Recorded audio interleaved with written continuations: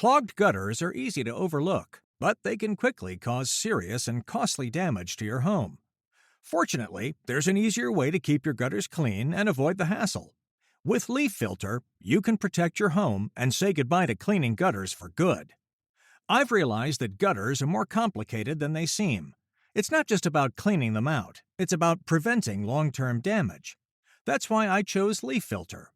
With their permanent solution, I no longer worry about flooding, roof damage, or foundation issues.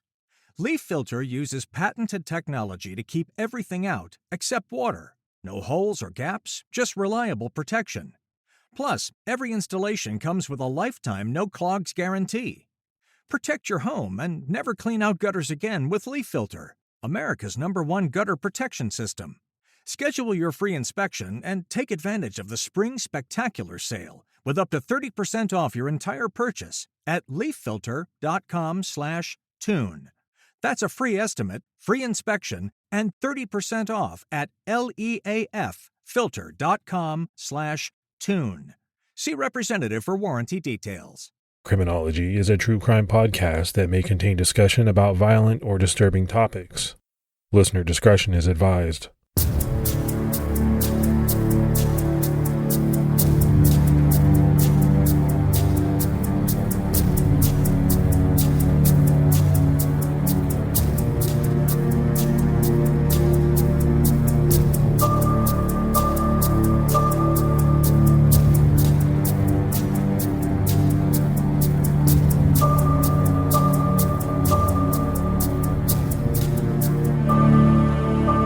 Hello, everyone, and welcome to episode 359 of the Criminology podcast. This is Mike Ferguson.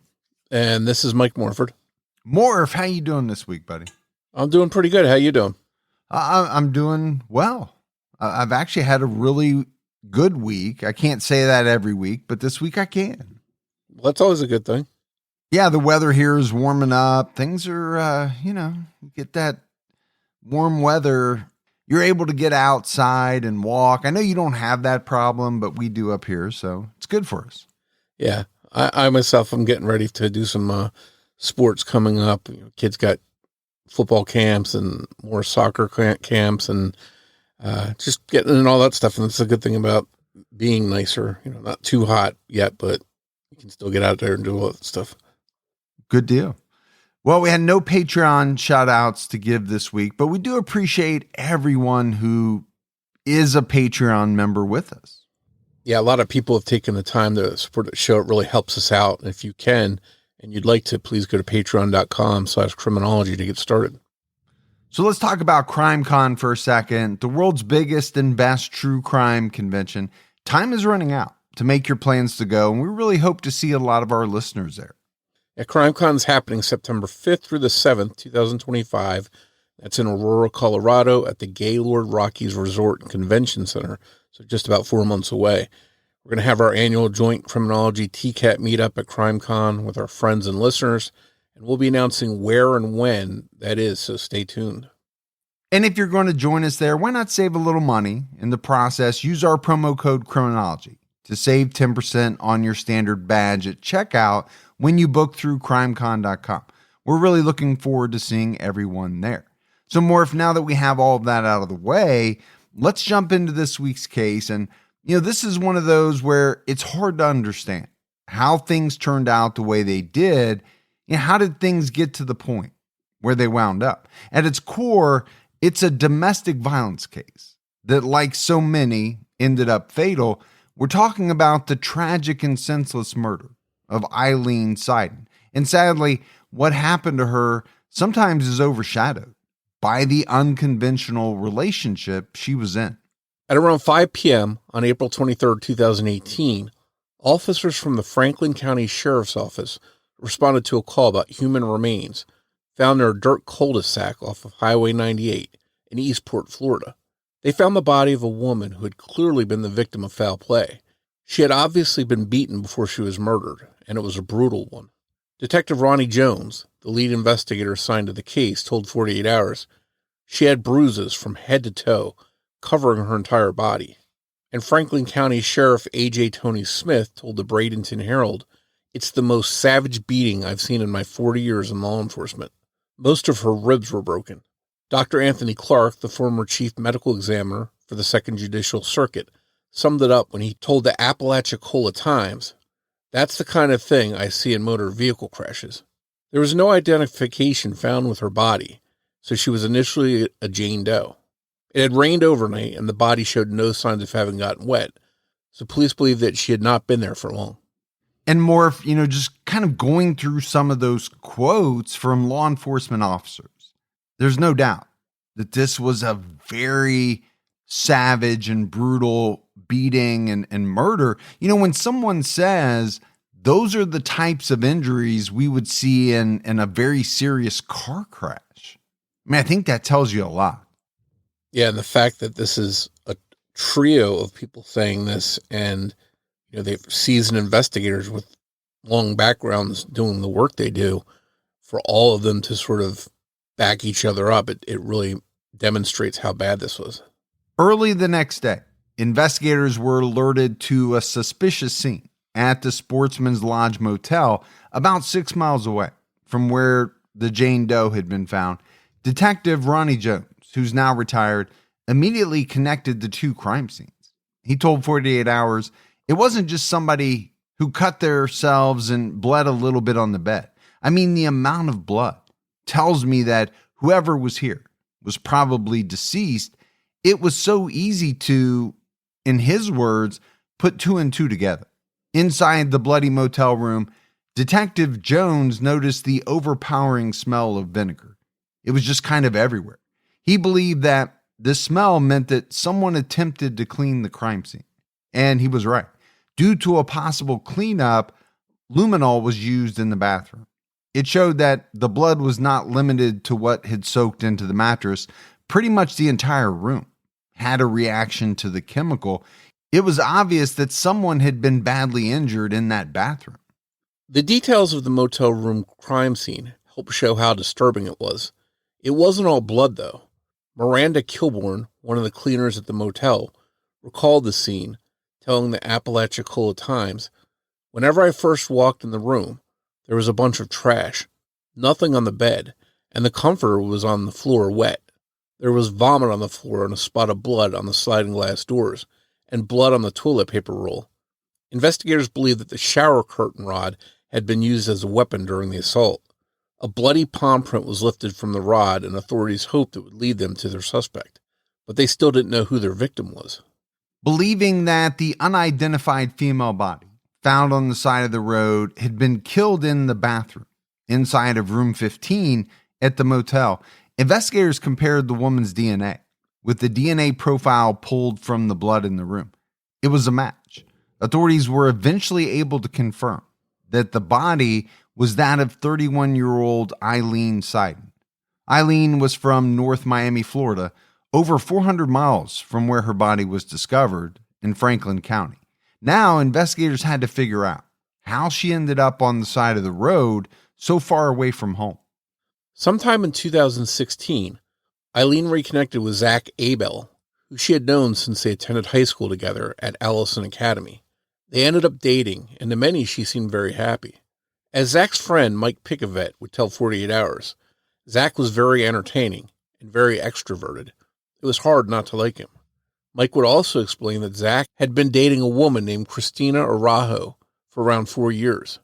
Then one day, when Zach stopped by to see him, he was with Aileen, not Christina. Mike could tell that Zach and Aileen were dating from their body language, even though Zach was still dating Christina.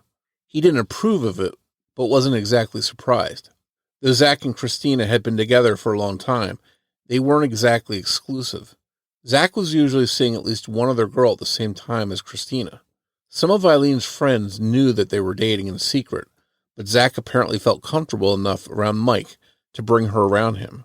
Mike told 48 Hours, "It was the weirdest thing. If your relationship's not working, just end it and move on." At the time, Mike was somewhat understanding about Zach's two-timing because he had apparently tried to break up with Christina multiple times, but somehow failed each time. Mike told 48 Hours he tried so many times, he just didn't know how to. It might seem pretty straightforward to break up with someone, but according to Mike, there were threats all the time. that Christina could make him disappear, which made him hesitant to break things off. Mike actually recalled that the first time he met Christina, she started bragging to him about her powerful father. He told 48 Hours that when they first met, Christina bragged to him, "Oh yeah, my dad's a major with the Palm Beach County Sheriff's Department, and if we ever get into any trouble with the law, he can take care of it." Mike remembered thinking, what? Who says that? But it didn't deter him from hanging out with the couple. Mike had met Christina at a bar, so it was likely written off as drunk nonsense or some kind of misunderstanding. Mike described them as heavy drinkers who preferred to take shots. Over time, Mike became close friends with Christina, and eventually he became friends with Aileen too. And more, if the one thing that jumped out at me was Mike talking about, Zach not being able to break up with Christina because she was making threats that she could make him disappear. Okay. I mean, I don't know how you take that. If somebody says, if you leave me, I'll make you disappear. I mean, that's not a veiled threat. That's pretty direct.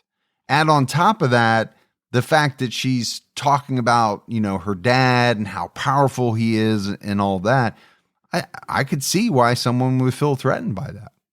If you're Zach and you want to get away from Christina, you might be nervous and think that, hey, her dad's going to be coming after me, but is this a question of her trying to scare him so he doesn't leave her?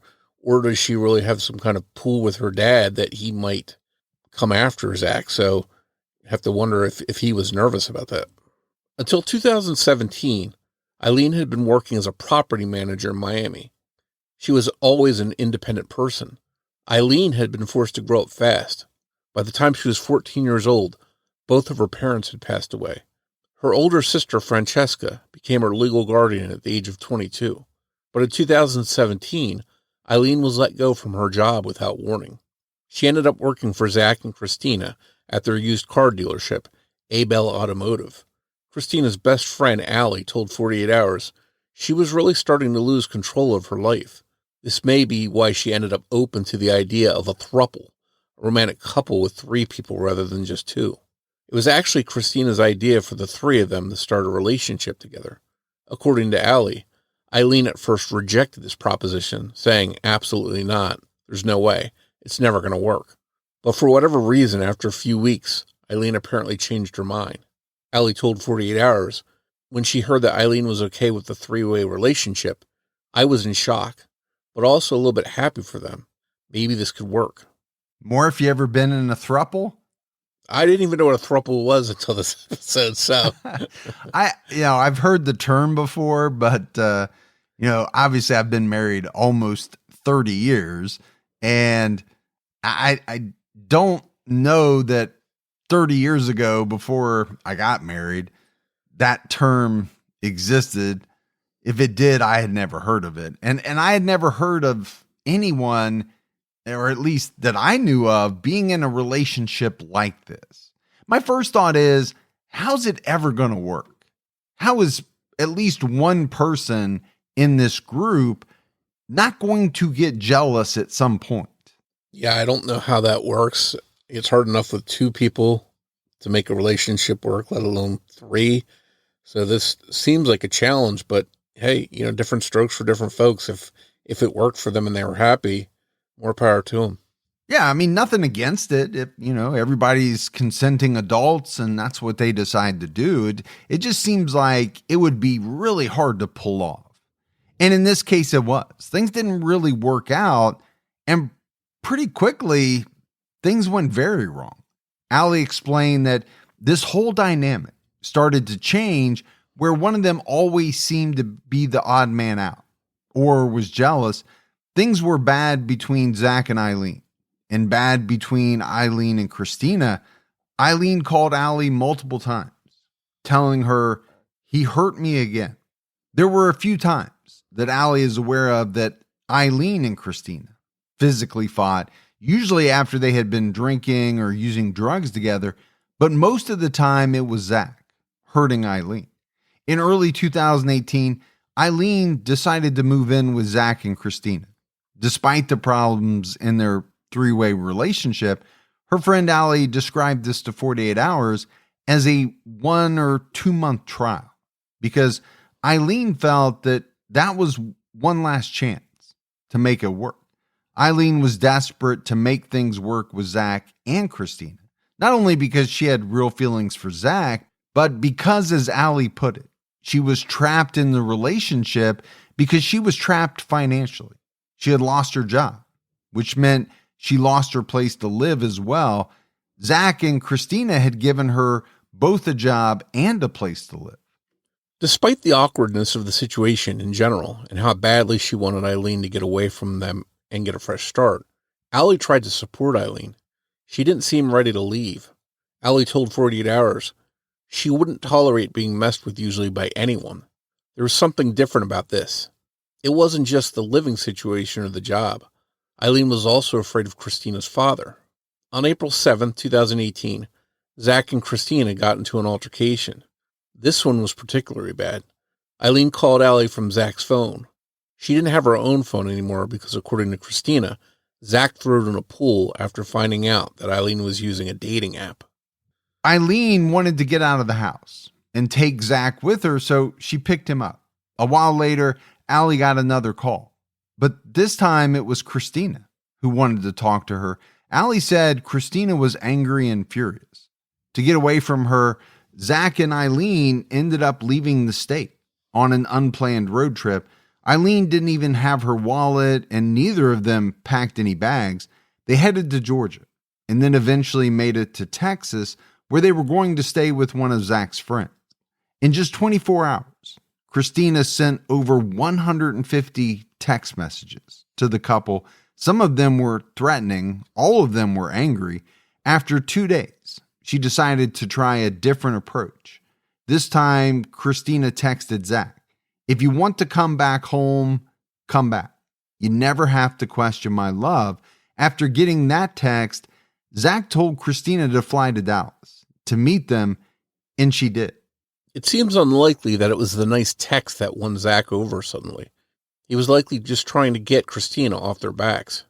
According to Zach, Christina threatened to call the police and report the car he and Aileen were in, which belonged to Abel Automotive, had been stolen. Aileen had no wallet and Zach had no driver's license. This would definitely be a hiccup in their little road trip. According to Christina, she was pretending when she told Zach she put out a bolo or be on the lookout for the car because she was desperate for him to call her back. And she was also legitimately concerned as a business owner because the car hadn't been fully registered yet.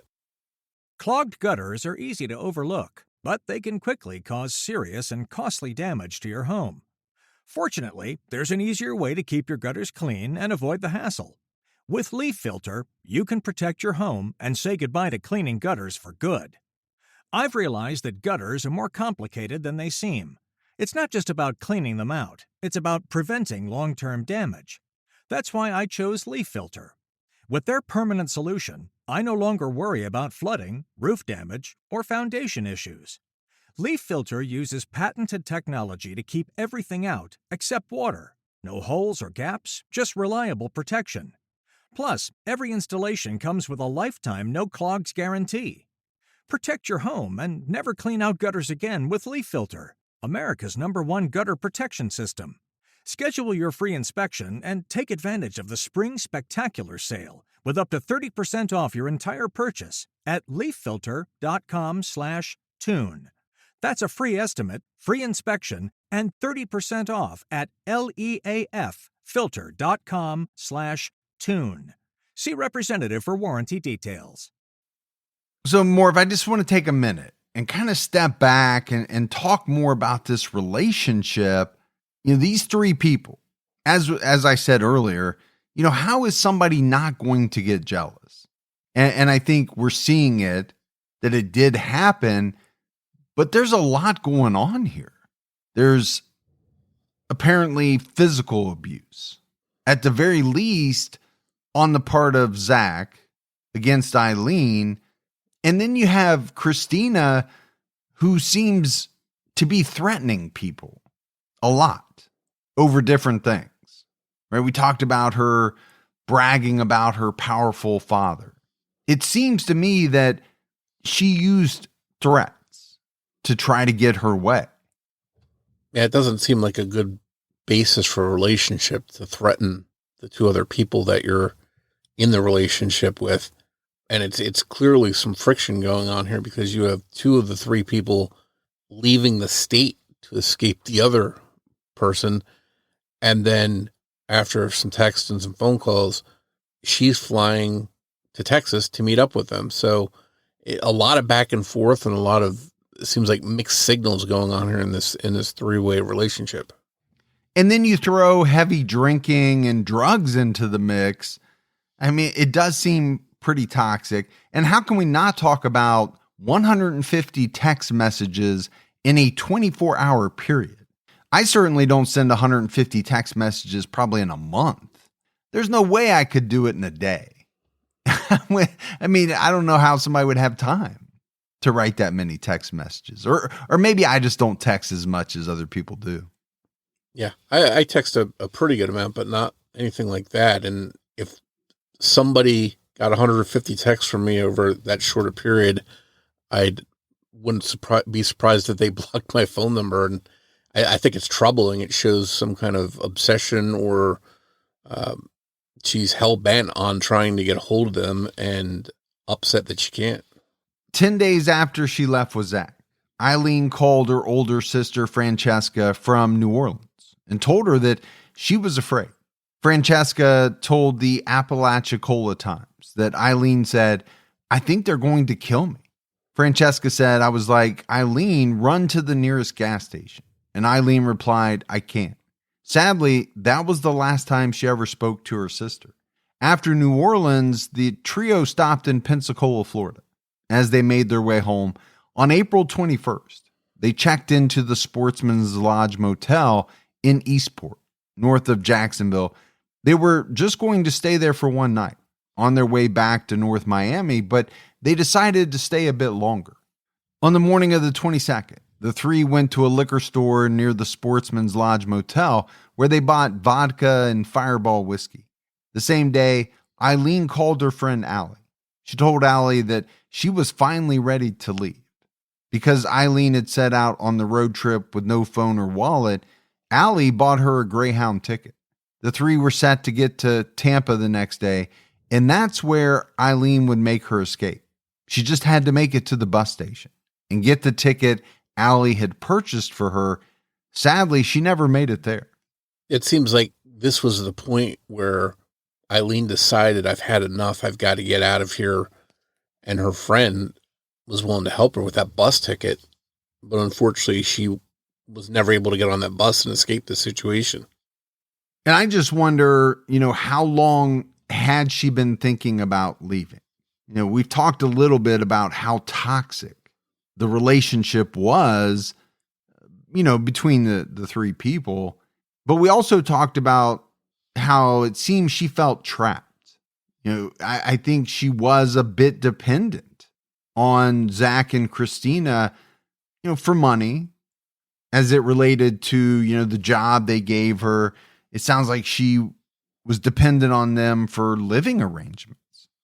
Stuff like that can make it harder to extricate yourself from a situation. On April 23rd, Zach and Christina showed up at Mike's house in Fort Lauderdale, Florida. He owned a boat, and the two may have thought they would be able to flee via the water if necessary. Mike told 48 Hours that he thought it was odd that Aileen wasn't with them, but when he asked about her, Christina claimed she ran away. Mike didn't believe the story, so he pressed them on Aileen's whereabouts. Finally, Zach got emotional and confessed, blurting out, "She's dead." Mike was shocked by this. He likely had no idea what he was expecting them to say that day, but he probably didn't think it would be that Aileen was dead. After hearing the news, Mike just played it cool while they were at his house. Eventually, Christina was out of the room, and Mike asked Zach what happened. Zach placed all the blame on Christina and said that Aileen was already dead when he woke up.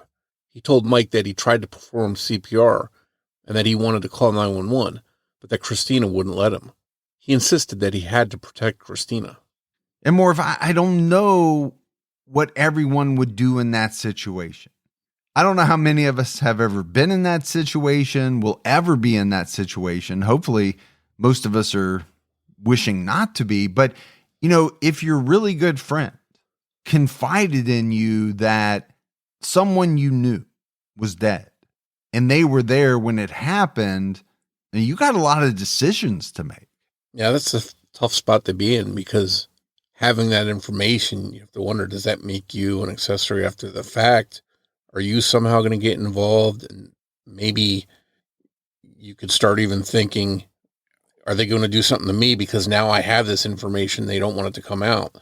So if I was Mike, I'd definitely be worried and upset with this information, and I'd probably want to call the police right away. Mike didn't know exactly what had happened, but he did know there had been a death and that Zach and Christina were involved. This did put him in a tough spot. He wanted to call 911 and spill everything, but he was afraid that it would make the situation worse. He told 48 Hours, "I didn't want them to get killed. I just wanted to make sure that they were brought in a safe way," explaining the thoughts behind his next actions. Instead of calling 911 right away, Mike waited until the couple fell asleep on his couch, secretly took a photo of them, and decided to call Christina's father, Palm Beach County Sheriff's Office Colonel Tony Araujo. Mike didn't know Christina's dad. They had never met, but as we talked about, she had bragged about him and who he was, so it wasn't hard for Mike to find him when he searched online. He told Colonel Araujo that it was a very important matter regarding his daughter and set up a meeting at a nearby gas station, where Mike then told him everything. Colonel Araujo then took him to the police station, where he gave a formal statement and was interviewed by 2 detectives. He was also shown a photo of Aileen's body. She was still a Jane Doe at the time of his interview, and he confirmed that it was her.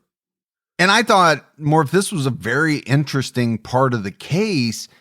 You have this guy built up, Christina's father, as, a powerful person who she could call on, who might do things for her. But when Mike calls him and tells him what happened, he does everything by the book. Now, it must have been shocking to hear the details. And he doesn't know all the details because Mike doesn't know all the details. But to just hear that your daughter could somehow be involved in someone's death, that would have to be very shocking. But it's amazing that, he does the right thing, as you would expect. But it goes against, I think, what Christina had kind of built him up to be. Yeah, I kind of wonder if Mike, when he called him, didn't know what to expect. Is he going to come over like some kind of cleaner that's going to cover up the death and help them get away with this? Or is he going to do the right thing and help solve this case and figure out what happened? And, it wound up being the latter. And I'm kind of surprised that Mike decided to call him, of all people. He could have called someone else in law enforcement not related to Christina. I feel like he was taking a chance, but it worked out. And at the same time, he was able to identify this Jane Doe as Aileen Seiden. Zach and Christina were arrested without incident on April 24, 2018. They were still at Mike's house when they were taken into custody. Police determined that it was Zach's palm print and Aileen's blood on the curtain rod. Christina needed treatment for an infected spider bite before she was sent to Franklin County. They were each charged with second-degree murder and tampering with physical evidence. Christina Araujo decided not to go to trial. In May 2023, she pleaded guilty to second-degree murder. There was no guarantee that her plea meant she would receive a lighter sentence. In January 2024, Zachary Abel went on trial for first-degree murder. As part of Christina's plea deal, she testified against him. She admitted that on April 22, 2018, she, Zach, and Aileen had been drinking most of the day. She told the jury that Zach was a different, very violent person when he got drunk. In the courtroom, when Christina was describing to the court Aileen and the relationship she had with her and Zach, she said she was a girlfriend. She was a little bit more than the other girls. Other girls came and went, but she didn't. Maybe she never expected things to last so long with Aileen and was growing tired of her being around. All the other girls left on their own, but Aileen wouldn't leave Zach. It was hoped that clarity would come as to just why it was that Aileen was killed, but Christina's confession on the stand, or rather what we can call Christina's version of events, doesn't really help anyone understand anything. According to her testimony, they were all in the motel room and everything was fine when Aileen said, "Christina, guess what?" According to her, she never got a chance to finish that thought. As soon as she said, "Guess what?" Zach jumped up and got in her face. He screamed at her and began to hit her, yelling, "You always start problems." The only explanation for why this was his reaction is that, according to Christina, when Zach drinks, he becomes very aggressive, very mean. He continued to hit her and bite her face. We have no way to know whether Aileen ever even said this, but Christina used it to justify her own role in the murder. She admitted to hitting Aileen too, basically taking turns with Zach, assaulting her because she wanted her to finish what she was going to say. Christina told the court, "I got so frustrated that she had to go outside and cool off."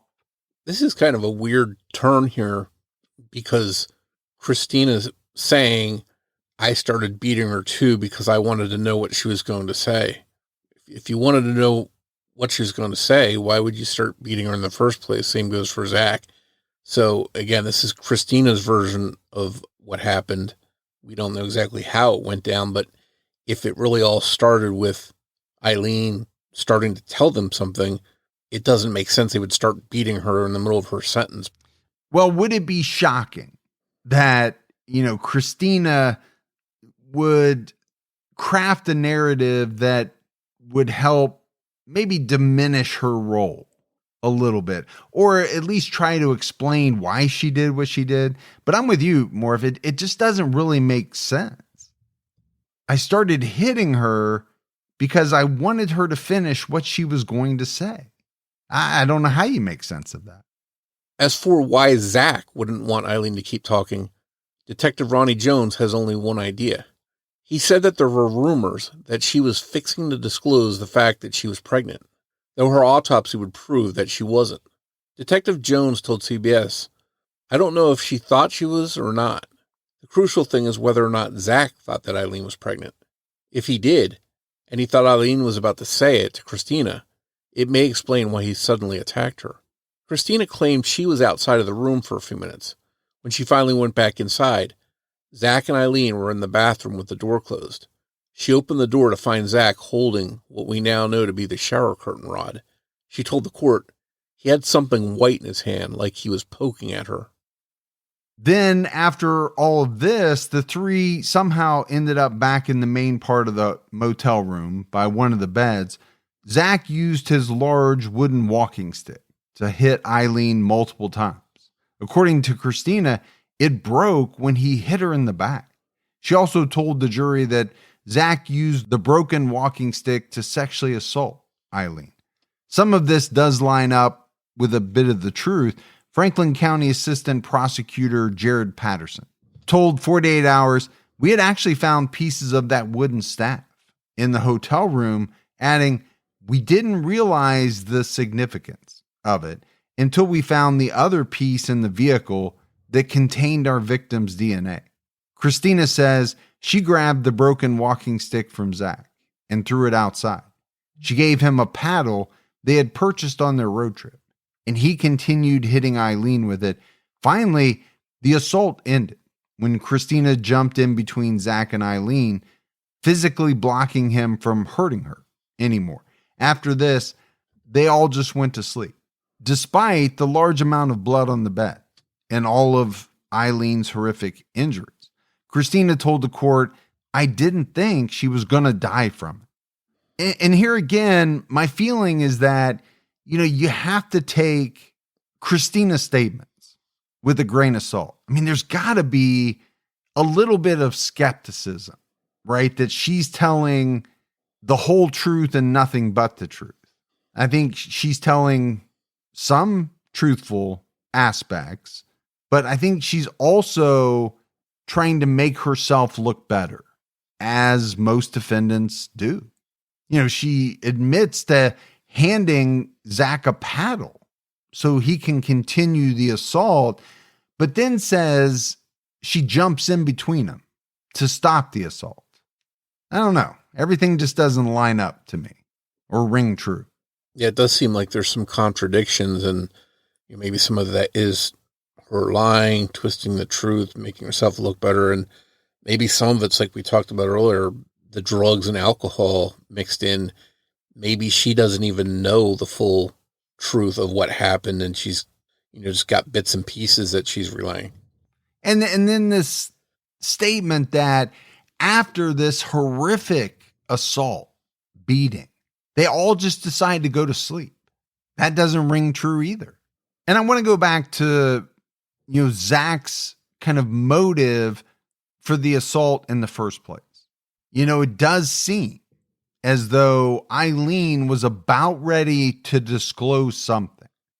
Was it that she thought she was pregnant? We don't know what it was. But it seems like she was about ready to say something to Christina that Zach didn't want her to say. And that's what prompted him to begin this assault that ultimately ended with her death. Yeah, it really nags at me because we don't really know what she was going to say. Was it that she was pregnant? Maybe she's going to tell them, hey, I've decided I'm leaving you guys. I'm getting a bus ticket and I'm out. There's just no way to know what she intended to tell them. When they woke up the next morning, Aileen was dead. Zach and Christina immediately tried to cover their tracks. Zach possibly because he had murdered someone, and Christina because she was afraid that if she didn't help Zach, that she might be next. Zach's defense attorney, Alex Morris, believes that Christina was actually responsible for Aileen's death, just like Zach told their friend Mike. He described her as manipulative, cunning, and a chameleon, and going as far as to say, I think there's evil in her. He tried to tell the jury that Zach was simply following Christina's directions after she killed Aileen, and that his palm print got on the shower curtain rod only because Christina told Zach to move it while they were cleaning up the blood. And Christina's own testimony places her as the main aggressor at one point. She claimed that Zach was upset and said to her, I'm part of the situation now. I'm an accomplice now, which indicates that he was only part of the cleanup. Zach's attorney also stated that there is photographic evidence showing that Christina was the one to attack Aileen in a photo their friend Mike snapped of them napping together on his couch. After the murder, Zach's attorney says you can see injuries to Christina's hands and feet, proof that Aileen fought back against her. The issue is the photo is extremely low resolution. It was snapped quickly in secret while Zach and Christina were napping in a dimly lit room. The photo is grainy and it's really kind of hard to see much. Aileen's blood alcohol level was found to be 0.377, 4 times the legal limit. It's possible that this level rose as her body began to decompose, but if it was anywhere near this high during the attack, it seems very unlikely that she would be able to fight back at all. Photos from a toll booth taken after Aileen was killed showed that it was Christina driving the car. She knew Zach didn't have a license, and she was willing to threaten to report the car stolen before Aileen was killed. So there are a number of ways she could have ditched Zach and gotten help if she was truly afraid of him. They both look somewhat relaxed in the photo, considering what had just happened. With how much the pair lied, Sheriff Smith isn't even sure that they're telling the truth about knowing she was dead when they decided to leave her on the side of the road. He told 48 Hours. For all we know, she may have been alive when they dumped her. After deliberating for around 5 hours, a jury found Zachary Abel guilty of second-degree murder, a lesser charge. They all agreed that he was responsible for Aileen's death, but could not agree whether or not he meant to kill her when he started hitting her. He was also found guilty of accessory after the fact of second-degree murder and tampering with physical evidence. According to Christina's father, Colonel Tony Araujo, any bragging she did about his law enforcement status was false and completely unbacked by himself. He told the court, "As a 42-year veteran of law enforcement, I know how critical time and legal process was in apprehending the suspects in this case, one of them regrettably being my daughter. As heartbroken as I was, I did my duty without fail." At his daughter Christina's sentencing hearing, he said he told her, "You will own up to the truth. You will accept responsibility. You will be the voice of the victim, and you will testify under oath in a court of law. And then whatever is sentenced to you, that's fine." His daughter, Christina Araujo, then 44 years old, was sentenced to 25 years in prison. And I know we talked about it a little bit more, but, Tony really seems to be a stand-up guy in what had to be a horrible situation for him. To find out that his daughter was allegedly involved in a murder, and yet he still followed every protocol that he was supposed to. And like he said, he did his duty without fail. And you got to give it up for the guy.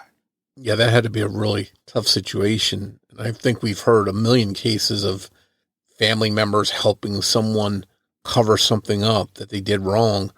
We don't hear nearly as often that somebody like this in a position that might have been able to help cover things up didn't do that and did the right thing and did the tough thing and said, "I'm going to help bring her in."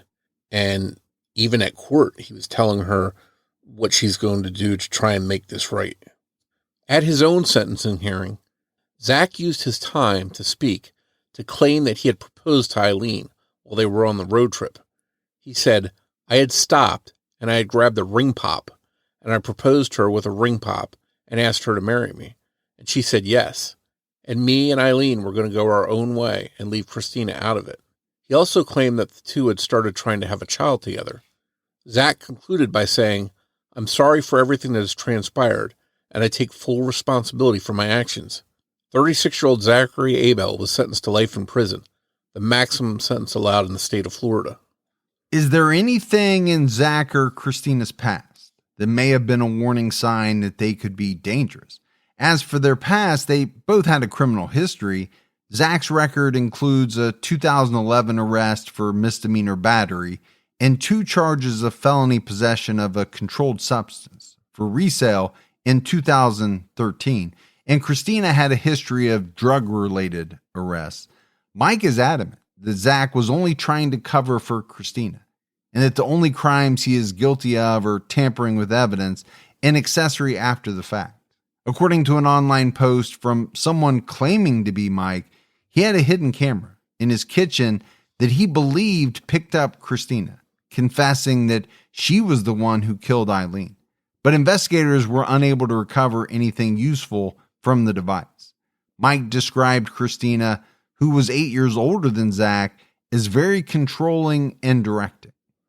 Christina Araujo's current release date is set for March 25th, 2043. She'll be 65 years old.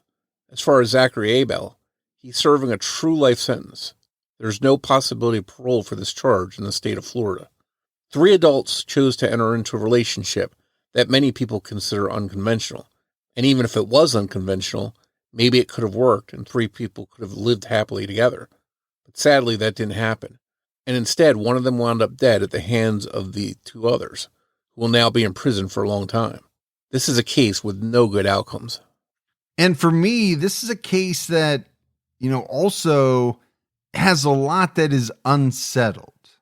2 people were convicted, but I think there still remains quite a bit of mystery about what each person actually did. Obviously, Christina has her story and Zach has his story. Not all of it can be true. Now, there's no doubt that they both participated in this event. It really comes down to, what was the degree of participation?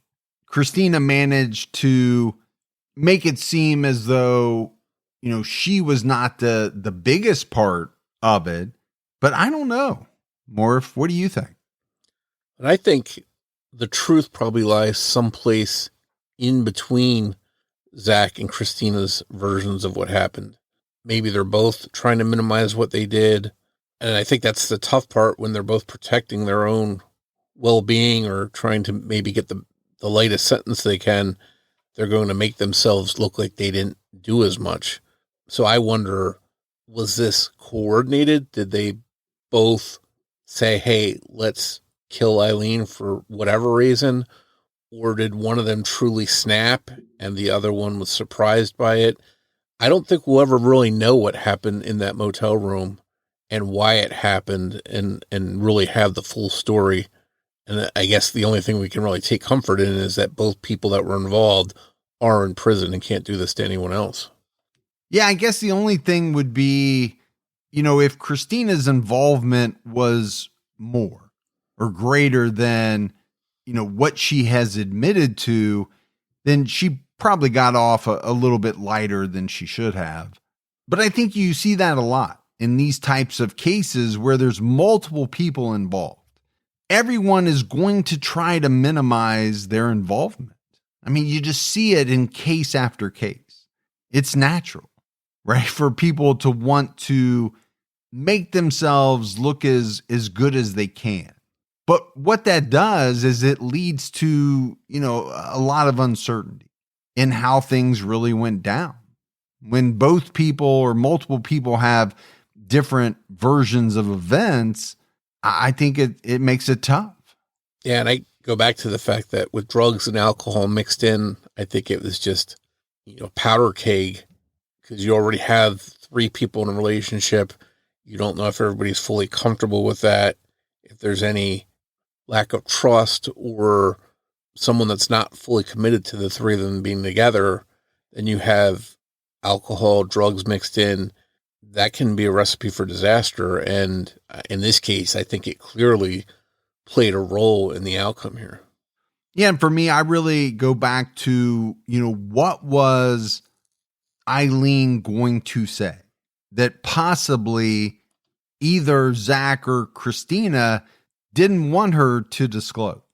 I don't know that it would have been that she was leaving, even though I do think she was thinking about leaving, right? According to her friend Allie, would that have been the catalyst for, this savage beating and murder?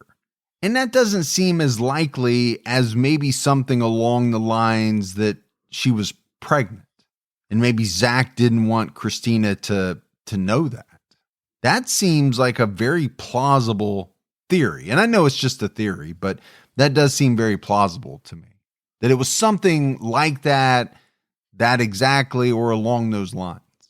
Yeah, and just very tragic that Aileen was so close to having gotten on that bus and just short of getting there, this happened to her. You have to wonder, had she made it onto that bus, got home, maybe she could have reset her life, got out of this relationship and rebuilt, from the ground up, a new job, place to live, that kind of stuff. But she never got the chance.